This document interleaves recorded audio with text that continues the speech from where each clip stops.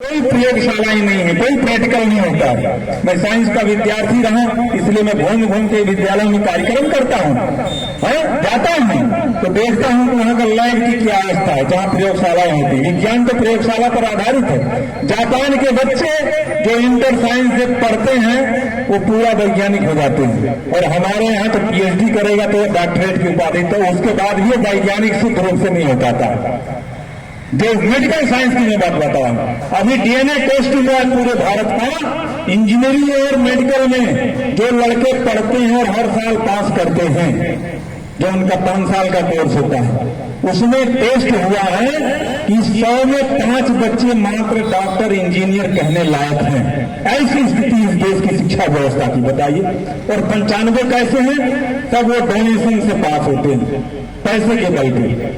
जिस देश की शिक्षा व्यवस्था इतना गिर जाए, मुझे याद है वो दिन, यहाँ भी एक शासन आया था जब कानून अध्यादेश कानून लागू हुआ था, और शिक्षा मंत्री राजनाथ सिंह थे और कल्याण सिंह मुख्यमंत्री थे। तो जेल होता था, जो गाइडर होते थे क्लास में गाइड करने वाले, अगर नकल करके पकड़ के गए तो लड़के का जेल नहीं, उस टीचर का जेल हो जाता था। जापान और जर्मनी का कानून जानते हैं शिक्षा के लिए क्या?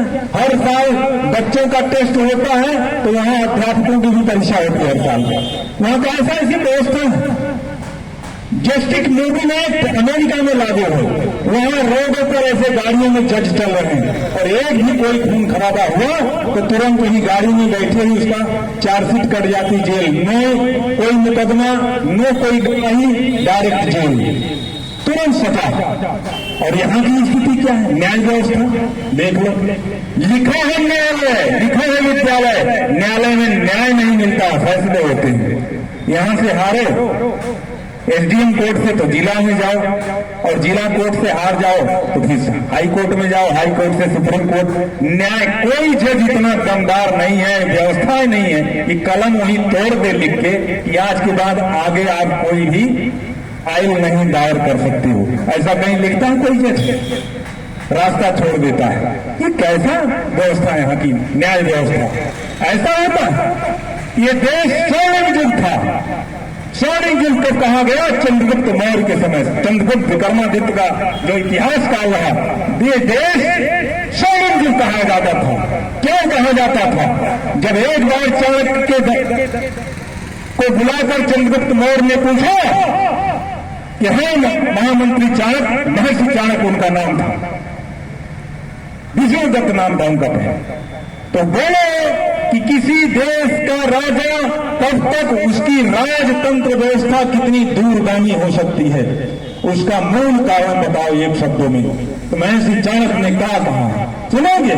उन्होंने कहा कि जिस राजा के दरबार में जनता को न्याय तत्काल मिलती है, उस देश के राजा की राज्य की नीतियां बहुत दूरगामी हो जाती है। न्याय तत्काल मिलती है।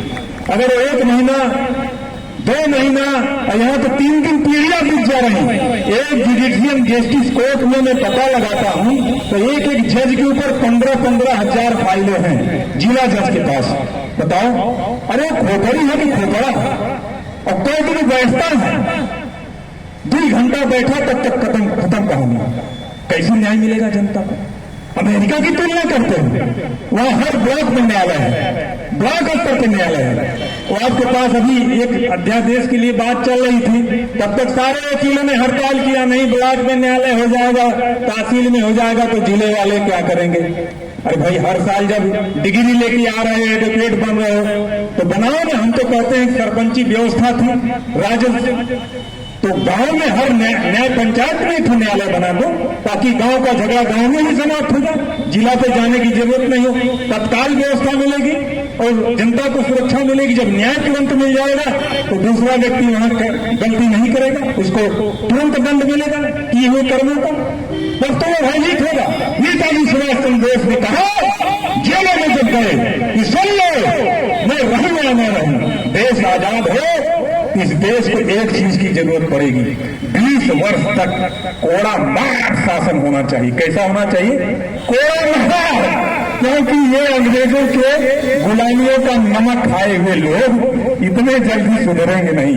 इनको कोड़ा मार शासन चाहिए, और 20 साल तक कोड़ा मारना, 20 साल के बाद जब दूसरा पीढ़ी आ जाए तो अपने आप सुधरी हुई पैदा होगी, सुधरी हुई आवाज आएगी। ऐसा उन्होंने संकल्प लिया था, लेकिन वो संकल्प पूरा कहाँ होने देते, क्योंकि विरोधी तत्व हमेशा हर युगों में रहे हैं और रहेंगे। ये न समझना कि वो नष्ट हो जाएंगे, वो रहेंगे, लेकिन उन्हीं के बीच रहकर हमें आपको ये संघर्ष जारी रखना है, ये संघर्ष जारी रखना है। जब तक ये संघर्ष जारी नहीं रखोगे, अगर सो गए इस बीच में, फिर आप गुलाम होने से कोई रोक नहीं पाएगा। अरे भोजन की गुलामी है, वस्त्र की गुलामी है। वस्त्र से कितने लोग भारतीय दिखते हैं, मैं पूछता हूं। अंग्रेजों ने वस्त्र दिया आपको, पतलून दे दिया, बताओ कै % भारतीय अंग वस्त्र पहनते हैं भारतीय, वो उनकी पहचान होती है? नहीं मिलेगी। 10% लोग नहीं मिलेंगे। आप कैसी बात करते हो? भोजन की गुलामी है। अलग अलग प्रांतों में अलग अलग भोजन की व्यवस्था है, वहां की परिस्थिति काल और वहां का प्राकृतिक व्यवस्था को देखकर। लेकिन आज पूरे भारत में मैं घूमता हूं, ये जो fast food, junk food, Chinese भोजन हर होटलों में, हर रेस्टोरेंट पे, हर छोटे ठेले लगे हैं, और फास्ट फूड, चाइनीज, जापानीज, फलाने, मतलब इतना प्रकार की चाउमीन, बर्गर, पिज्जा, मोमोज, मौसा, क्या क्या भोजन, और सब पैकेट में बंद होके आ रहा। इतने जहरीले केमिकल उसमें डाले रहे, और बताओ कि आप कैसे, स्वास्थ्य आपका कैसे, स्वास्थ्य की स्वतंत्रता कैसे मिलेगी आपको? इस पर कौन चंगुल लगाएगा? शासन और प्रशासन। ये बैठे कुर्सियों पर जो पोषकधारी नेता हैं, उनका दायित्व बनता है, जिनको आप